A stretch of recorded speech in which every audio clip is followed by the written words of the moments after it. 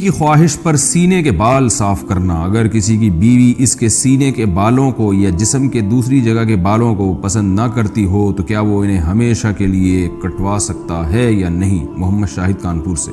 مرد جو ہے نا، سینے کے بال یا کہیں اور جسم میں جو ٹانگوں واگوں کے بال ہوتے ہیں، یہ تو مردوں کے ہوتے ہی ہیں، اور ہم نے کبھی نہیں دیکھا صدیوں تک مردوں نے ان کو کاٹنے کی کوشش کی، اور کبھی بھی نہیں. اب مردوں میں رواج چل پڑا ان بالوں کو کاٹنے کا.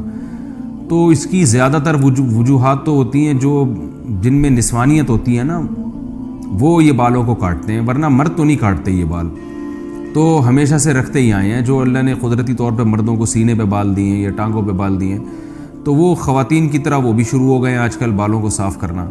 تو پتہ نہیں کیا مقصد ہے ان کا.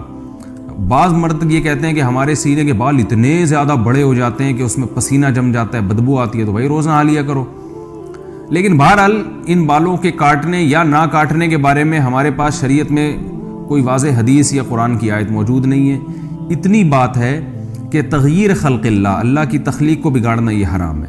تو کوئی مرد اگر نسوانیت کے لیے، عورت بننے کے لیے، کہ میں لیڈیز تھوڑا ذرا سا ایسا چمکتا ہوا نظر آؤں، تو اس طرح عورت بننے کے لیے وہ یہ کام کرتا ہے. یعنی عورت تو نہیں بن سکتا، یعنی عورتوں کی تو نیت یہ ہوتی ہے نا کہ جو ہے وہ خوبصورت بننا.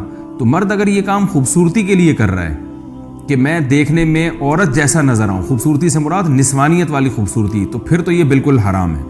لیکن اگر اس کی کوئی اور مسلط ہے، جیسے باڈی بلڈر وہ اس لیے کرتے ہیں ان کو مقابلے میں اپنے کٹس وٹس دکھانے ہوتے ہیں، ہمیں تو یہ کام بھی بڑا بےہودہ سا لگتا ہے. لیکن خیر، تو کوئی اور نیت ہے یا پسینہ جم رہا ہے اس میں، اس نیت سے بال کاٹتے ہیں. تو ان کی بیگم کی خواہش ہے کہ بال کاٹو، تو شاید ان کو بدبو آتی ہے ان بالوں سے. تو اگر کوئی معقول وجہ ہے تو کاٹنے میں کوئی حرج نہیں ہے. لیکن میرا خیال ہے کہ یہ کام اتنا مزیدار ہے نہیں، پسندیدہ کام ہے نہیں، کیونکہ اس کا رواج جب مردوں میں آئے گا تو نسوانیت پھیلے گی. اس سے جائز ہے ان تمام تفصیلات کی روشنی میں، لیکن بہتر نہیں ہے. جو چیز جس طرح صدیوں سے چلی آ رہی ہے اس کو چلنے دیں. ہاں، اگر سینے کے بال بہت بڑے ہوئے ہیں اور بیوی کو اس سے تکلیف ہوتی ہے تو پھر ایک الگ بات ہے، اس کو کاٹ سکتے ہیں.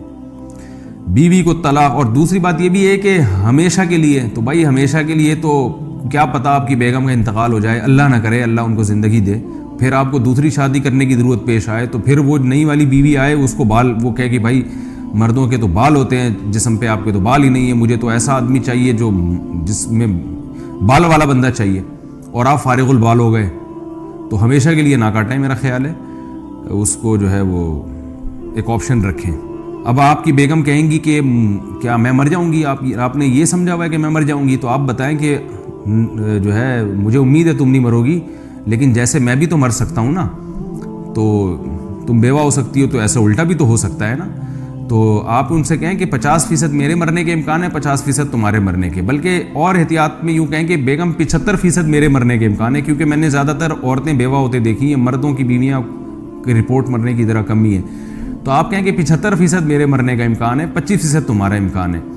بلکہ یوں اور احتیاط کر لیں کہ 75% میرے مرنے کا امکان ہے، 24% تمہارے مرنے کا امکان ہے، اور 1% ہم دونوں کے اکٹھے مرنے کا امکان ہے، کہ 1% اس بات کا امکان ہے کہ اکٹھے ہی مر جائیں. تو اب وہ اس 24% کی وجہ سے میں احتیاط کر رہا ہوں کہ بھائی ہمیشہ کے لیے نہ نکالوں.